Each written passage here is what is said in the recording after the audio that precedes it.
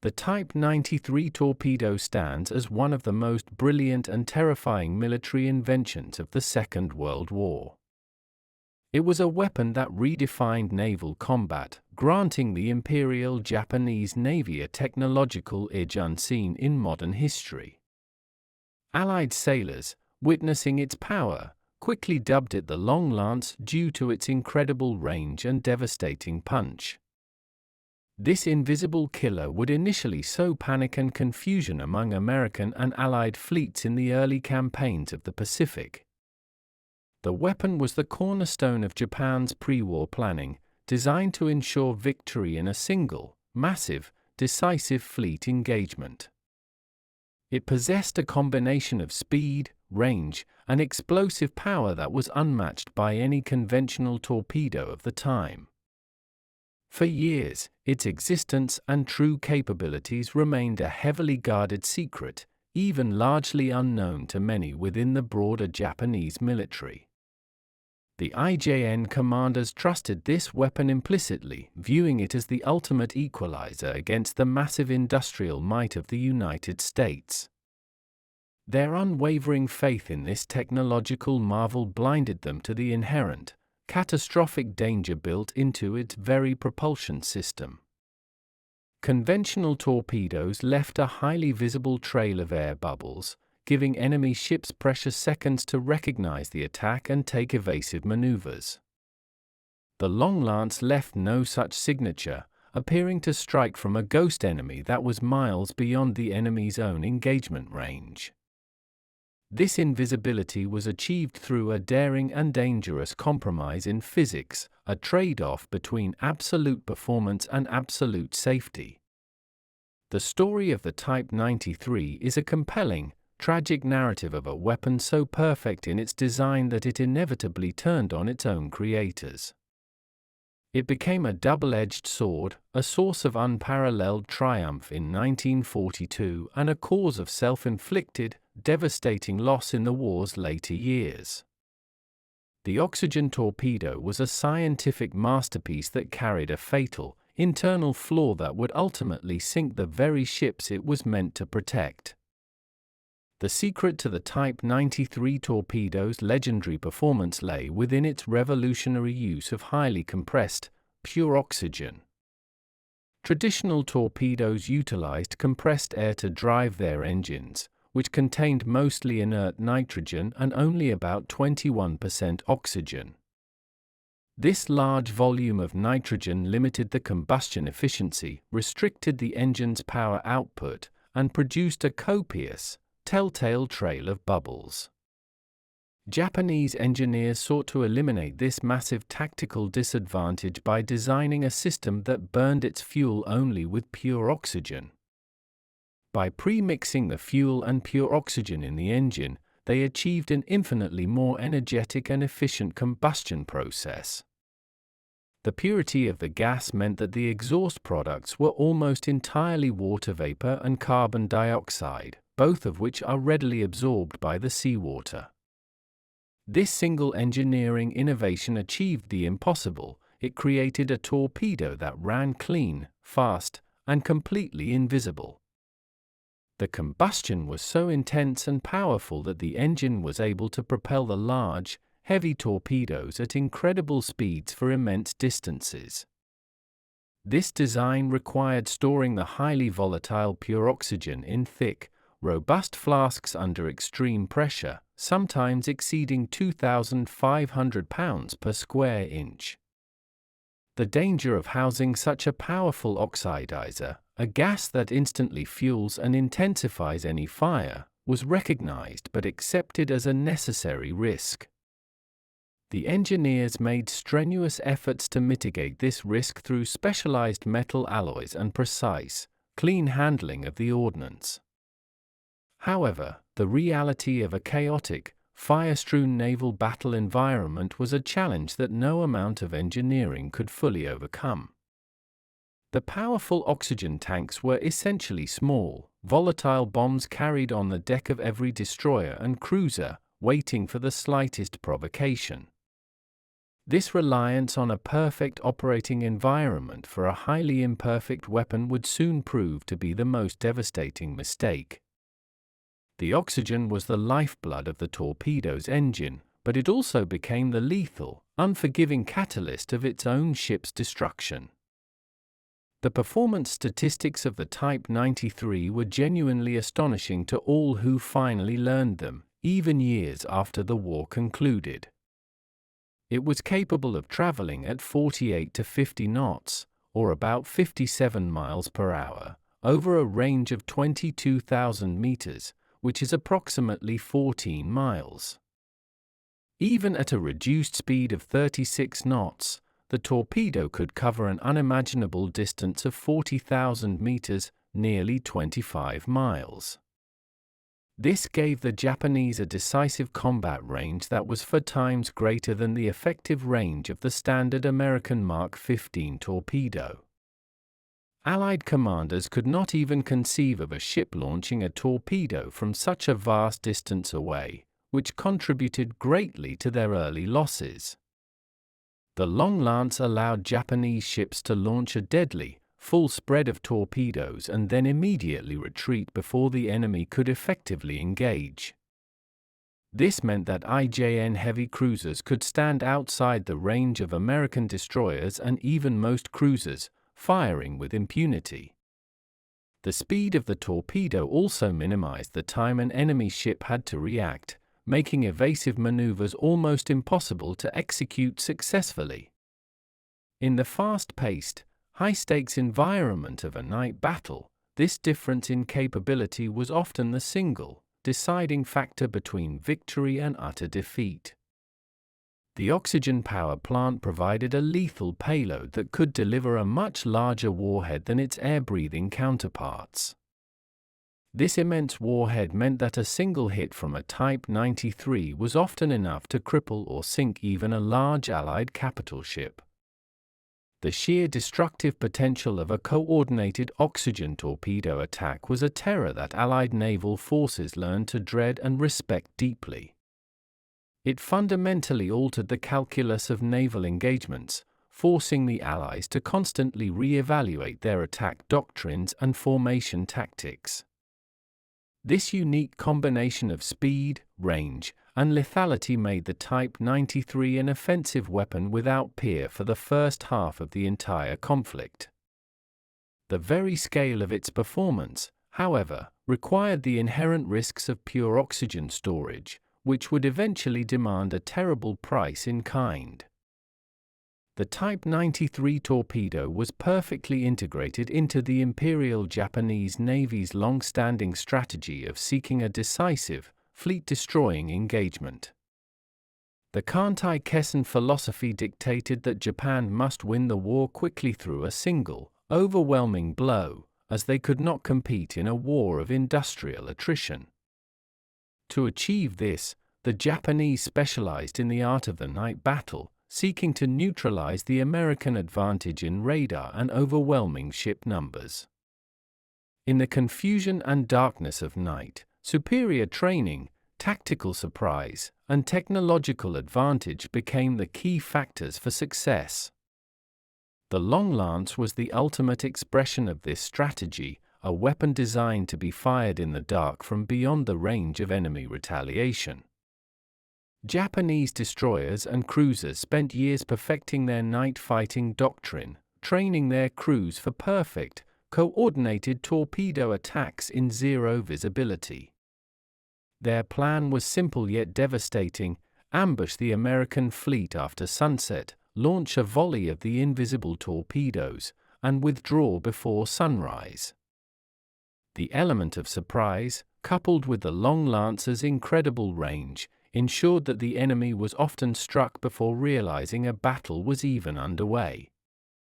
This tactical advantage meant that Japanese light forces could inflict severe, crippling damage on heavier American cruisers and battleships. The strategy worked flawlessly in the opening months of the war, leading to a string of humiliating defeats for the unsuspecting Allied navies. The IJN's faith in their night fighting prowess and their torpedo technology was absolute, fostering a belief in their own tactical invincibility. They believed they had found the perfect combination to offset the raw, numerical power of the massive American naval construction effort. The entire Pacific strategy was built upon the expectation that this decisive weapon would secure their early, favorable peace terms. However, this deeply held tactical reliance failed to account for the physical danger of the weapon when the ship itself was hit. The darkness that shielded their attack also concealed the lethal, volatile nature of the oxygen flasks carried on their fighting decks. The lethal potential of the Type 93 was spectacularly proven during the ferocious naval engagements fought around Guadalcanal in 1942. The fighting in the Solomon Islands became a proving ground for the torpedo, a series of battles known for their close-range chaos and nocturnal savagery. The Battle of Savo Island in August 1942 became the Long Lancer's most stunning and complete tactical victory, a masterpiece of lethal surprise. A Japanese cruiser force, using superior night vision and discipline, completely surprised a combined Australian and American patrol force. They unleashed a torrent of Type 93s, striking the unsuspecting Allied ships before their crews had a chance to react or understand the origin of the attack. Within minutes, for heavy Allied cruisers were either sunk or mortally crippled, in what remains one of the worst defeats in U.S. naval history. The sheer, overwhelming nature of the destruction convinced the Allied forces that the Japanese must possess a completely new, secret type of torpedo. The holes blasted into the American vessels were far too large and the speed of the attack far too fast to be explained by conventional weapons. This devastating success fueled the IJN's already supreme confidence in their revolutionary weapon and their superior night fighting doctrine.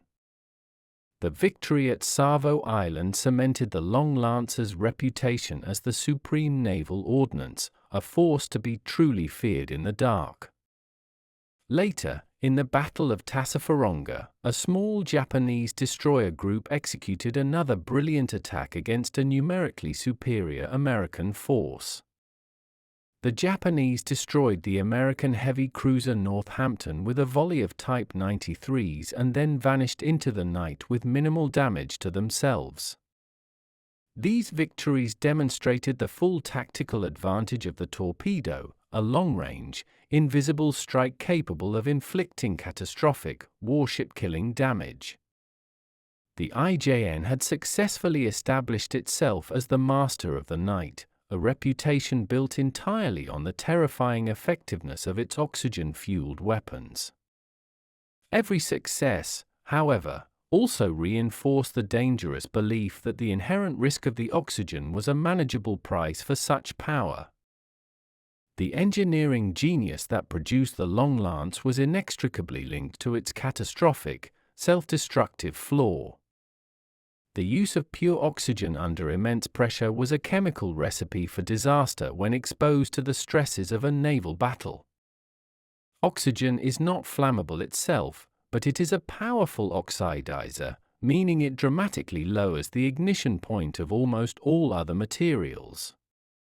Oils, greases, or even the slight contamination from paint or dust near a breach could become the fuel for an immediate, high-temperature flash fire.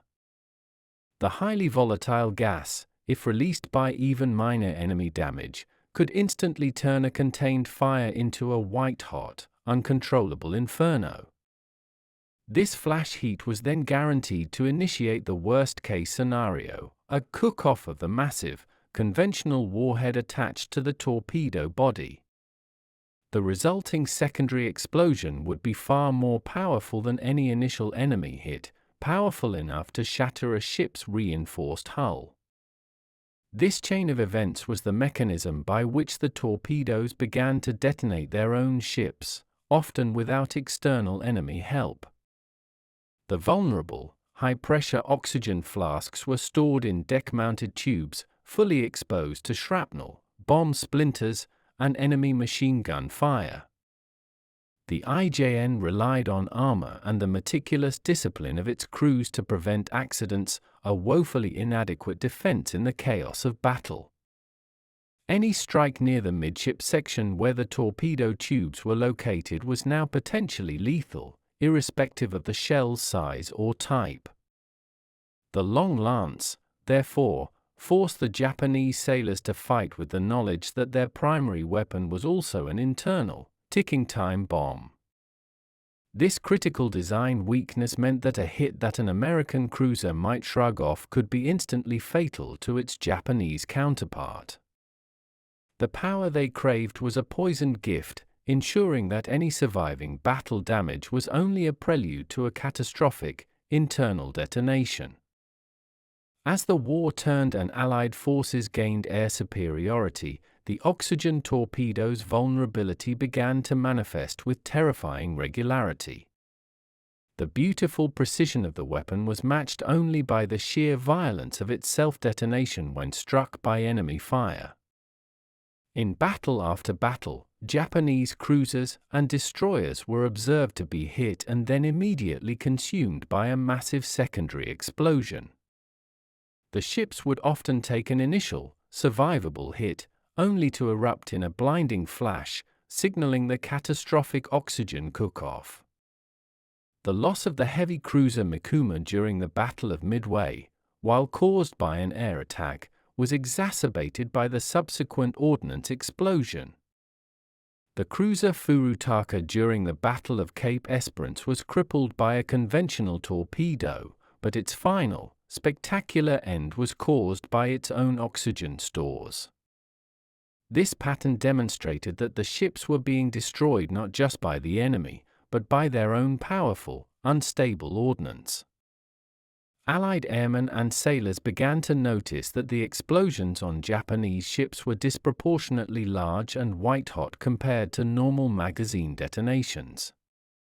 The simple knowledge that a small, light-caliber shell could breach the flasks was a tactical gift to the numerically superior Allied forces. They began to deliberately target the distinctive deck-mounted torpedo tubes, knowing it was the quickest, most guaranteed way to sink the vessel. The IJN commanders struggled to adapt, often finding themselves trapped between the need to use their powerful weapons and the desperate need to jettison them. To save the ship meant abandoning the tactical advantage, a decision that went against their core doctrine of offensive force. This technological catch-22 led to numerous tragic losses of highly trained crews and irreplaceable capital ships in the critical years of the war. The oxygen torpedo had effectively inverted the traditional rules of naval damage control, making recovery from a hit nearly impossible. The vulnerability was not a matter of poor armor, it was an inherent chemical instability that no amount of steel could possibly contain. The Battle of Midway in June 1942 served as a brutal, yet unheeded, early warning about the oxygen torpedo's ship-killing potential. During the devastating American dive bomber attack, the focus was correctly placed on the immediate, crippling damage to the 4 IJN carriers. However, the subsequent raging fires in the hangar bays brought the flames perilously close to the hundreds of Type 93 torpedoes stored below deck. These torpedoes were being armed and readied for a potential counterattack, lying in wait alongside fully fueled and armed aircraft. The intense, rapidly spreading fires threatened to reach the oxygen flasks, which would have triggered a chain reaction of epic proportions. Had the fires reached the ordnance storage, the resulting oxygen cook-offs would have instantaneously vaporized the carrier's midsections. The sheer destructive power of the self-detonation would have far exceeded the initial damage inflicted by the American bombs alone. By sheer luck and the desperate heroism of damage control teams, a catastrophic secondary explosion was narrowly avoided on all 4 vessels. The speed and ferocity of the fires should have been a screaming alarm about the inherent risk of the oxygen weapon. Yet, in the aftermath, the focus remained on the failures of air cover and intelligence, minimizing the role of the torpedo's vulnerability. The High Command, still mesmerized by the Long Lancer's offensive capability, failed to mandate a massive, immediate revision of safety and storage protocols. The oxygen torpedoes continued to be loaded and stored in the same exposed manner on cruisers and destroyers across the fleet. This was a critical failure of imagination, an inability to fully grasp the sheer scope of the chemical danger they were carrying. The warning provided by the Midway disaster was tragically ignored, leading the fleet to sail into future battles with their concealed, internal enemy on deck. The final, tragic price of the Type 93 torpedo was paid in full with the spectacular, self-detonations of the Japanese cruiser fleet. The battle off Samar in October 1944 provided some of the most brutal and final examples of the weapon's inherent deadliness to its own side. The heavy cruiser Suzuya was struck by American aircraft, but the initial damage was not fatal, only a spark for the coming inferno. A fire quickly spread near her torpedo tubes, and the inevitable breach of the oxygen flasks led to a monumental internal explosion. The secondary blast from the cook-off tore the cruiser in half, sinking the powerful vessel almost instantly and with massive loss of life. Her sister ship, the heavy cruiser Chikuma, damaged in the same engagement, met a nearly identical, violent, and self-inflicted end. The destruction was so complete and so immediate that it baffled even the Allied observers, who understood the sheer speed of the internal blasts. These spectacular losses were a grim confirmation that the IJN was carrying its own ship-destroying bomb on every major surface combatant. The sheer scale of the oxygen-fueled explosions ensured that there was virtually no time for damage control or for the crews to abandon ship. The weapon's volatility meant that a hit that could have been repaired, allowing the ship to limp to port, now ensured its complete and instant destruction. The concept of the unsinkable warship was made a mockery by a secondary internal explosion of its own ordnance. These tragic cook-offs were the ultimate betrayal of the fleet's trust, turning the symbol of Japanese naval might into a fatal weakness. The relentless pressure of combat finally exposed the impossible paradox at the heart of the Type 93's design, paying the final, self-destructive toll. For the first year of the Pacific War, the Allied navies were baffled by the sheer power and range of the unseen Japanese torpedoes. The American Mark 15 torpedo was notoriously flawed, often failing to explode or running at incorrect depths, leading to a profound sense of inferiority. Allied sailors could not believe the range figures reported by their own survivors, often dismissing them as the confused exaggerations of men under fire. The key to understanding the Long Lance lay in recovering an intact or semi-intact example for forensic examination and analysis. This crucial piece of evidence finally came in 1943 when an unexploded Type 93 was recovered and shipped back to Allied naval intelligence. The analysis of the massive, unique torpedo immediately revealed the secret of the pure oxygen combustion system. Engineers were astonished by the technical brilliance of the design, recognizing the sheer scale of the revolutionary propulsion system. The presence of the massive, high-pressure oxygen flasks instantly solved the riddle of the torpedo's speed, range, and lack of a bubble trail.